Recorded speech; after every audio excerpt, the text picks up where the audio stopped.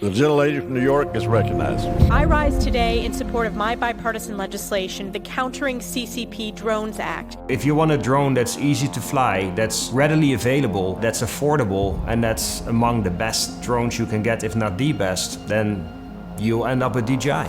DJI is known as the world's largest manufacturer of civilian drones. So that means everything from a small consumer drone that you might use for home videos, all the way up to products that are used in the agricultural sector. We're talking big 55 kilograms and above products that are used for agricultural seed spreading, spraying pesticides and things along those lines. These flying robots obviously can be used for nefarious purposes. I remember thinking, as we were building out drones and we were selling, hundreds of thousands of these drones, just thinking like, man, please don't let this stuff get into the wrong hands. It became a very politicized issue, particularly with US-China relations.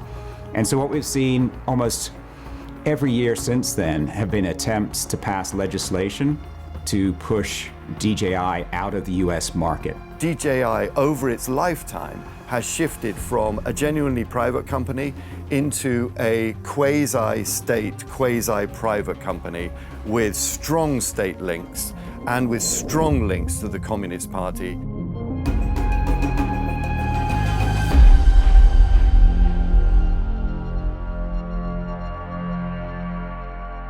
The Chinese Communist Party is working to undermine American sovereignty by forcing Americans to rely and depend on unsecure communist Chinese technology.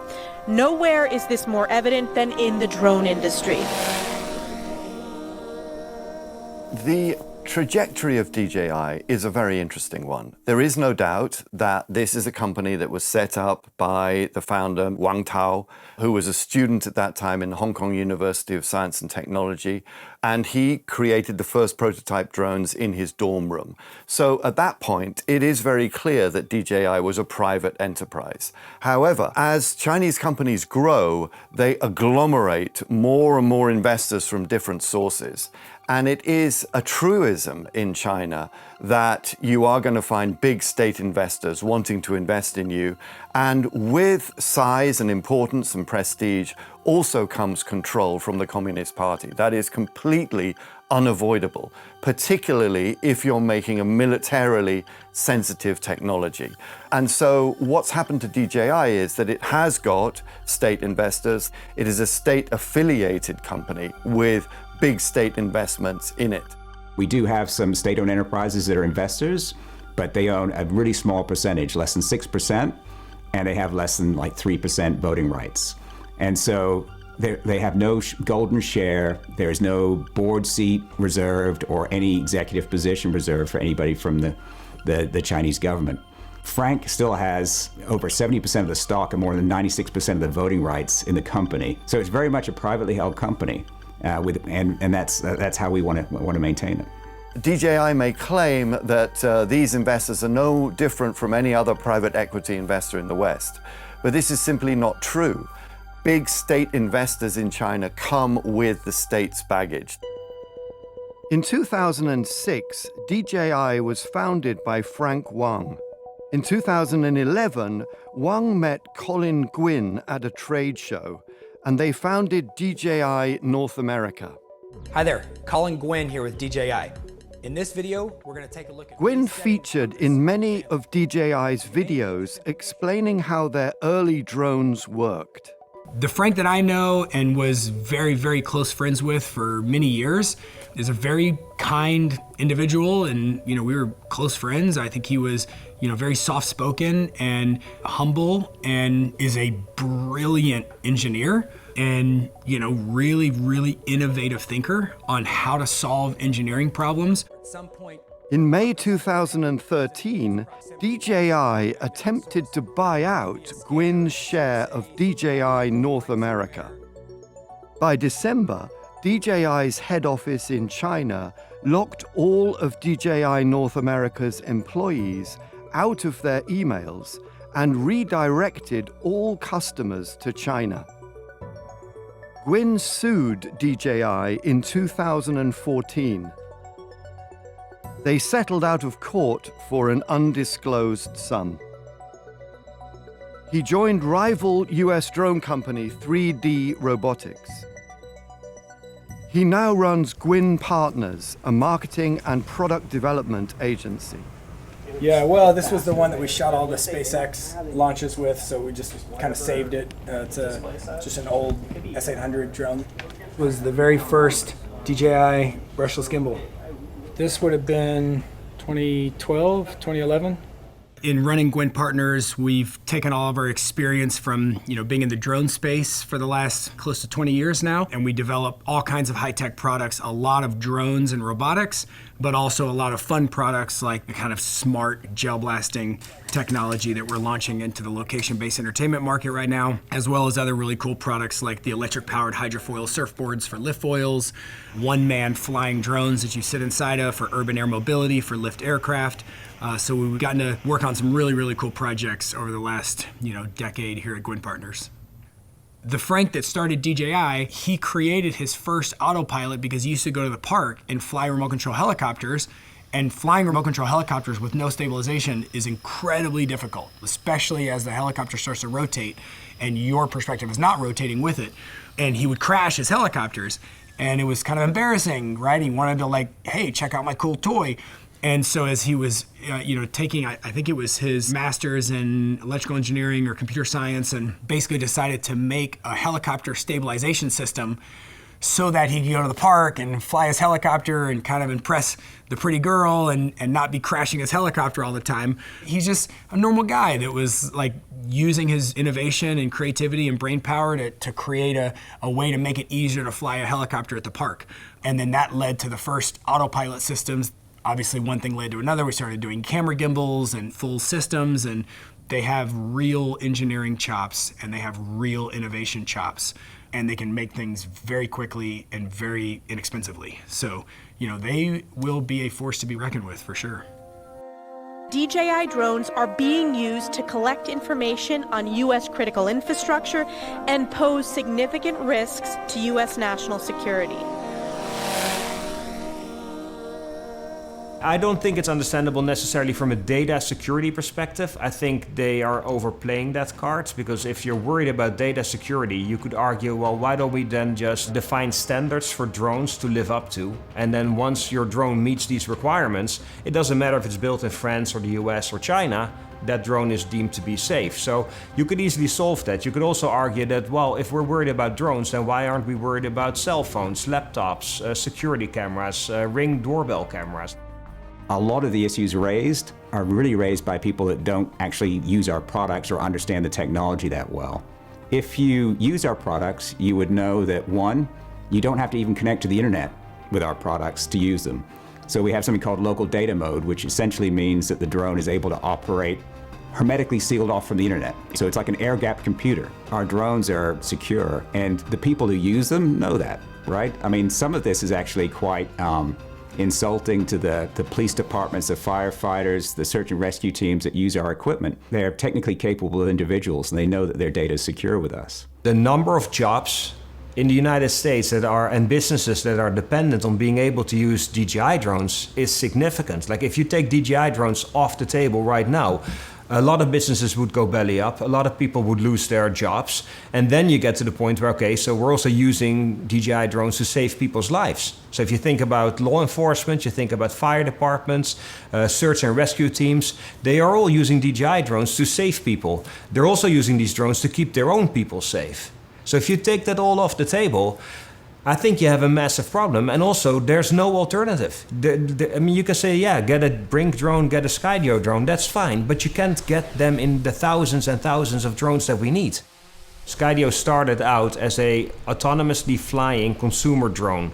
They had built in AI basically with cameras so that that drone could avoid obstacles and fly itself.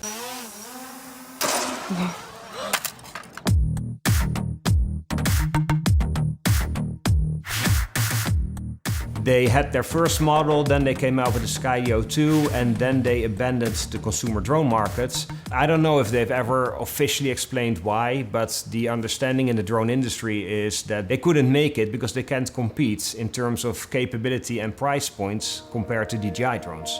Allowing artificially cheap DJI drones to monopolize our skies has decimated American drone manufacturing. America has been flooded with drones manufactured by CCP-controlled drone company DJI. When I started at 3D Robotics, there was a desire to create a competing product to the Phantom. We created the 3DR Solo. We were now competing against DJI, which was thousands of employees. And so going into Christmas, DJI had the flexibility to be able to just say, okay, we're gonna take our price from $1,200 to $499. And that's a huge price up. Now it's $499 versus $1,500. So now we are triple the price of the Phantom 3, which is also, as everyone knows, a fantastic drone. We didn't have the ability to pull on those levers and try to chase them down because we already had very, very tight margins. And so, yeah, got to see firsthand how the ability to drive that price down and even take a loss for some amount of time gave them the ability to make it very, very hard to compete with. What were those conversations like when that was happening? Slightly stressful.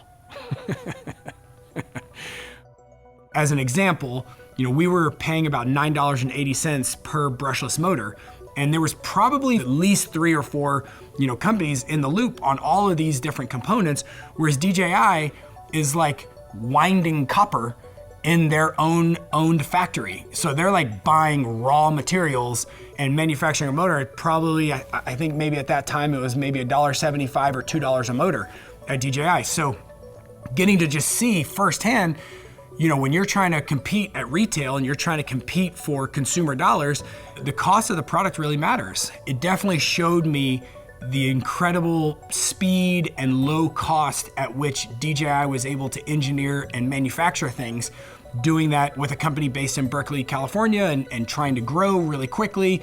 It was a challenge. The next argument is really about how America just needs to have an industry in this space. And so it seems very, very clear that this is more about protectionism and about trying to build up a US-based industry. Chinese companies use this argument that a lot of US and more generally Western sanctions against them, including tariffs against their companies, are protectionist policies. It's a difficult distinction to make because, in my mind, some of these policies, particularly the tariffs, are protectionist. The US tariff on Chinese EVs, which is now at 100%, is certainly a protectionist tariff, in my view. Are the US sanctions on DJI motivated by protectionism or by security concerns? Maybe a bit of both, but from where I'm sitting, DJI's drones are a security-relevant piece of equipment, and therefore it is justified in being concerned about DJI drones' capacity to monitor all kinds of US activities, to monitor all kinds of US critical infrastructure. So I feel that the US argument in this regard holds water. DJI is on the U.S. Department of Defense list of Chinese military companies because it directly advances the modernization efforts of the People's Liberation Army. And given our greatest strategic adversary eyes in our skies, I'm very much pro-drone. So I'm not anti-DJI or pro-DJI, or I'm not anti-Skydio or pro-Skydio necessarily. I am pro-drone because I think the benefits that drones can offer to society are immense. I also think that the threats that drones pose are also considerate. I mean, you only need to look at Ukraine to understand the dark side of drones and of AI.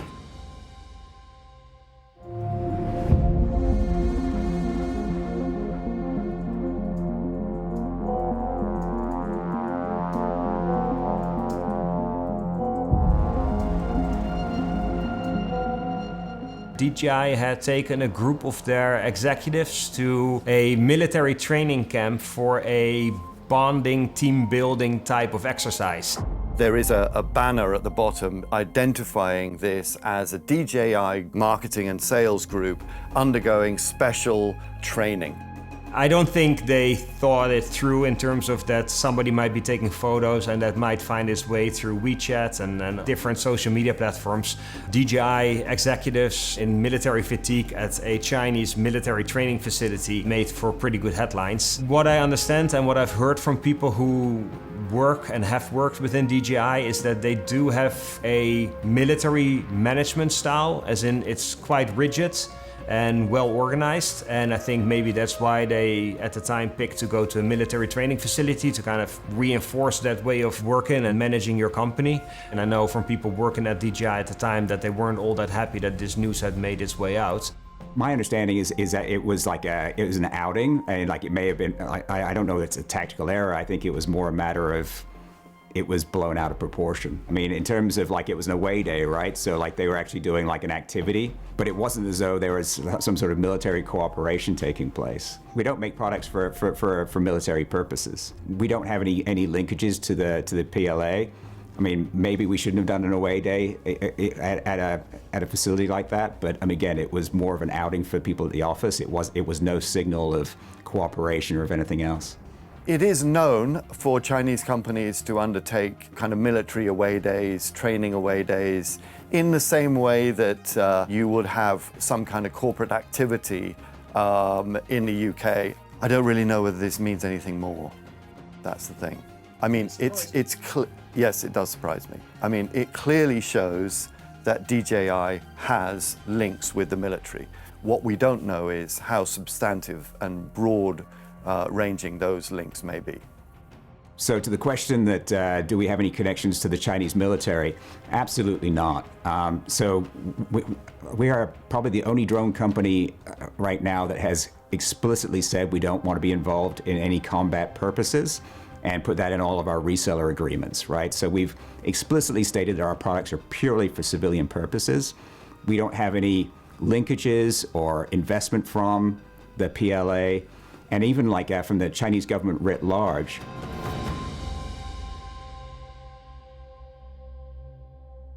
There's a broader conversation about the geopolitics around China-US relations, and in my own journey of developing products, before I connected with DJI, I had actually met with some US engineering firms to see if I could get a 3-axis brushless gimbal made in the US. Quite frankly, just the cost of what it was going to take us to develop our first prototype was about 10 times what I ended up ultimately paying DJI to develop our first prototype. It was like $500K for a starting concept prototype versus $50K with DJI.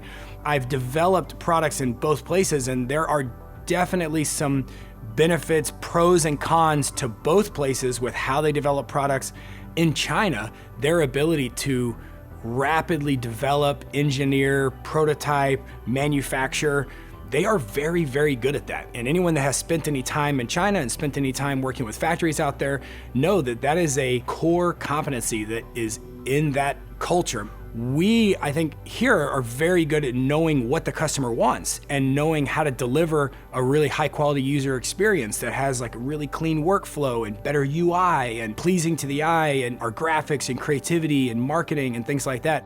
It may have been the case a few years ago that US companies were generally better at marketing and branding, but Chinese companies are catching up in that domain quickly as well, mainly because they've got the best tech. And this is certainly true in the case of DJI. Only 10 years ago, most people in the West, particularly in Europe and to some extent in the US, were saying that China would never catch up in technology, that the US had an unassailable lead, that Europe had an unassailable lead. Now, it is certainly true that China is ahead of the US in technology and way ahead of Europe in technology. I was there just a few months ago in Shenzhen looking at the extraordinary Chinese technology companies there and the speed of innovation in Chinese technology, not to mention the enormous size of China's supply chain, means that, in my view, China's not only ahead in most areas of technology, with the key exception of computer chips, it's also in an unassailable lead, in my view. So DJI's drones are far ahead of any other country in the world. And people need to really wake up and smell the coffee, because this is a huge global trend that is affecting all of our economies and all of our prospects going forward. I think now with all the knowledge and the tools and the software that DJI has developed over the years, you see that they branch out into the camera world. Years ago, DJI also bought Hasselblad, which is a very well-known camera manufacturer. They now are branching out into electric mountain bikes, where you would think like DJI mountain bikes, like that doesn't make any sense. But from a technical point of view, in terms of software, battery management, the electrical motors, it makes a lot of sense. Automotive is another one, by the way. DJI has LiDAR technology, so they've been working on a very small, compact and more cost-efficient LiDAR module that you can mount on cars, and then that can be used for self-driving. I think it's just natural for any company to want to diversify as much as possible. We've gone from drone to handheld gimbal to even movie camera stabilizers. We got the Ronin and other things that are used for actual movie making, through to, drones are actually specifically for the movie industry, like the Inspire 3. And then going to agriculture and everything else, we kind of done a huge array of things already in the drone space. And so it's natural for us to start to say, okay, what's next? What's over the horizon? I think Frank, he's an electrical engineer. He loves playing with technology. Literally within the company, the research and development team is at the heart of everything. So if people come up with good ideas, there's room to explore them. I think it's very much the early years of drone development, frankly. If you look at how drones are being incorporated, it is still a worker, like an operator, with their thumbs on the sticks, looking at the drone, right? This is still very, very early days in terms of how the technology is being used. But where we're clearly moving towards is the pre-deployment of drones. We have basically a drone in a box solution, right? And what it means is essentially you have a dock that you deploy. The drone can land there to recharge. You can put it out in a remote area. We've had them used in Alaska to monitor for avalanche risk. So this is something that can literally be deployed hundreds of miles away from where the actual person who's controlling it is. Even that's just a baby step, right? So right now it's still a person in a control room monitoring things. Eventually you'll get to one person monitoring maybe 50 of these, and then eventually the person will just come completely out of the loop. It always feels like, oh, we missed the curve, right? I remember for 10 years, I felt like, okay, the boom is over. And quite frankly, I don't even think we're even close to the peak, right? And until you can just look out the window and see drones flying around like you see airplanes flying around. Almost any time you can look out the window and see an airplane in the sky, especially if you live in a decent sized city, right? If you look outside, like right now, I don't see any drones delivering tacos, or I don't see any drones, monitoring traffic patterns, which means we just haven't even seen the beginning of this industry yet. And so it's obviously going to be a really exciting time to see where things progress.